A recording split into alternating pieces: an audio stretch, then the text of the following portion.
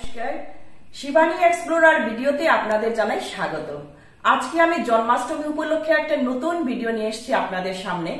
ভিডিওটা স্কিপ না করে অবশ্যই দেখতে থাকুন, হয়তোবা বাচ্চাদের অনেক উপকারে আসবে। আপনাদের ঘরের কাছে জিনিস দিয়ে আমার ক্রাফটের ভিডিওটা বানিয়েছি, আপনারা দেখতে থাকুন।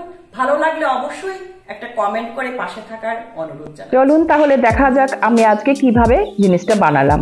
প্রথমে একটা কার্টুন নিলাম, যেগুলো আমরা সাধারণত ফেলে দিই, কিন্তু আজ আমি না ফেলে কাজে লাগালাম। বক্সটাকে আমি সুন্দর করে পেপার দিয়ে র্যাপ করে দিলাম, তারপর থার্মোকল দিয়ে কাপড় মুড়িয়ে বক্সের ভিতরে বসিয়ে দিলাম।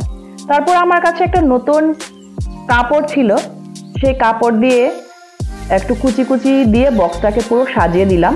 যেহেতু ঠাকুরের আসন, তাই এটাকে একটু সুন্দর গোল্ডেন কালারের লেস দিয়ে আরও একটু সাজানোর চেষ্টা করলাম। পিছনে একটা রিং বসিয়ে তার মধ্যে কাপড় দিয়ে একটু ডেকোরেট করে নিলাম।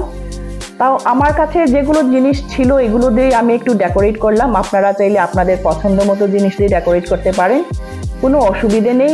এটাই যে কিনতে লাগবে তেমন কোনো কথা নেই। তারপর আমি আমার গোপালকে বসিয়ে দিলাম।